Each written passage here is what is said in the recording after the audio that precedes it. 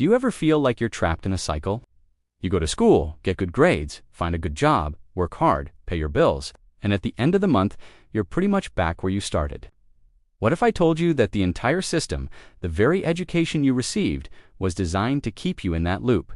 That there's a fundamental lesson about money that schools will never, ever teach you. Stick around, because understanding this one concept could be the key to unlocking a future you never thought possible. For most of our lives, we're taught one path to financial success. It's the path of the good employee. We learn to trade our time for money. Our education system is brilliant at creating skilled workers, doctors, lawyers, engineers, and artists. It teaches us how to earn a paycheck. The problem is, it stops there. It teaches you how to work for money, but it never teaches you how to have money work for you. And that, my friends, is the single biggest difference between staying afloat and building real, lasting wealth. This is the core idea from the book Rich Dad, Poor Dad by Robert Kiyosaki, and it completely changed my perspective on money. The book tells the story of two fathers.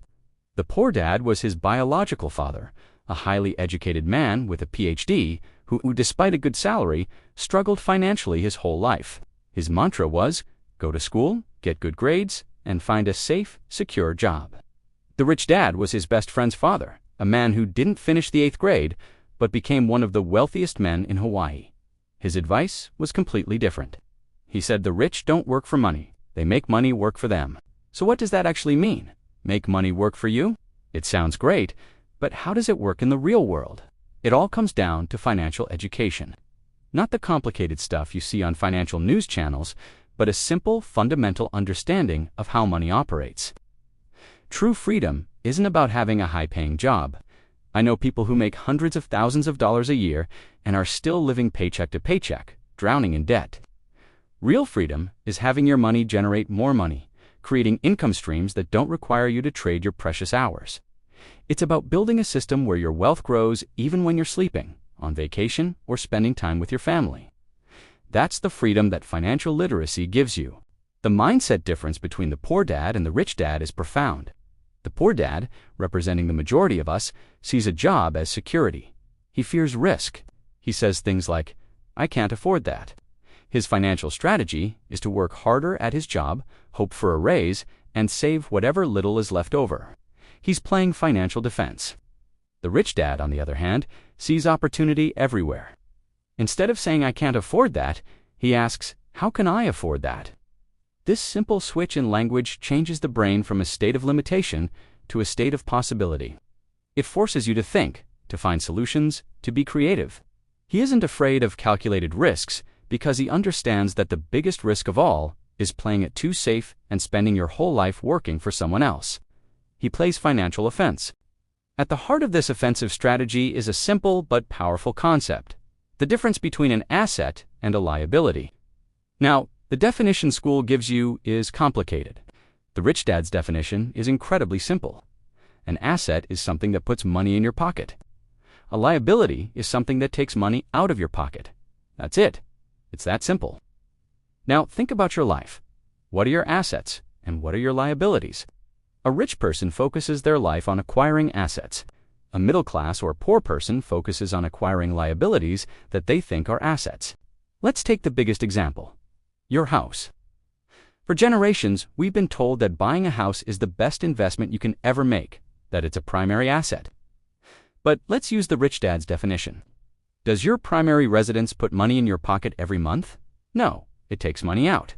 You have the mortgage, property taxes, insurance, maintenance, repairs, utilities. It's a constant drain on your cash flow. Therefore, by this definition, your personal home is a liability.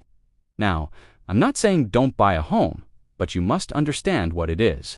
It's a place to live, a source of stability, but it is not an asset in the wealth-building sense. So, what is a true asset? An asset could be a rental property that generates positive cash flow each month after all expenses are paid. That's money in your pocket. It could be stocks that pay dividends. That's money in your pocket. It could be a business you own that operates without your constant presence. That's money in your pocket. See the pattern. Assets are the things that do the work for you. They are your employees. Every dollar you invest in a true asset is like a little worker that goes out and earns more money for you, and then their earnings can be reinvested to hire even more workers. That's how you build an army of money that works for you 24/7. This leads us to the final crucial question. Why do most people stay broke or stuck in the rat race? It's because their entire financial life is structured incorrectly. They get a paycheck, and the first thing that happens is the money goes out. It goes to taxes, then it goes to the mortgage or rent, then the car payment, then credit card debt, student loans, food, entertainment, on and on. All of these are liabilities. They spend their lives working to pay for liabilities. They might get a raise, and what do? They buy a bigger house, a fancier car, take on more debt. Their liabilities expand to meet their income. This is called lifestyle inflation. It's a financial treadmill you can never get off of. The rich, in stark contrast, use their income to buy assets first. They prioritize it. They get a paycheck, and before they pay anyone else, they pay themselves first by buying an asset. They acquire a rental property, some dividend stocks, or invest in their business. Then they use the income generated by those assets to pay for their liabilities and luxuries. Do you see the difference? The poor and middle class buy luxuries with their own sweat and labor. The rich buy assets, and then their assets buy them luxuries. Their money is working for them to enhance their lifestyle, not their time. This isn't about being greedy or obsessed with money. It's about understanding the game so you can choose how you want to play it. It's about having options. It's about having the freedom to pursue your passions, to spend time with loved ones, to contribute to causes you care about, without being a slave to a paycheck. The education system prepared us for a world that's rapidly disappearing. The security of a lifelong job with one company is a relic of the past. Today, financial self-reliance is not a luxury. It's a necessity. So start today. Start small. Read books. Watch videos like this one. Question the traditional financial advice you've always heard. Start looking at the world through the lens of assets and liabilities. The next time you have some extra cash, don't just think about what you can buy. Think about what you can acquire. How can you turn that cash into a little money-making employee? This journey isn't easy, and it's not a get-rich-quick scheme. It's a fundamental shift in your thinking, a change in your financial habits. But it's a journey that leads to real, lasting freedom. The freedom your school never taught you how to achieve. Thanks so much for watching. If this video sparked a new idea or changed your perspective in any way, please hit that like button and subscribe for more content to help you on your financial journey. Let me know in the comments what you think the biggest obstacle is to building assets. Let's learn from each other. See you in the next video.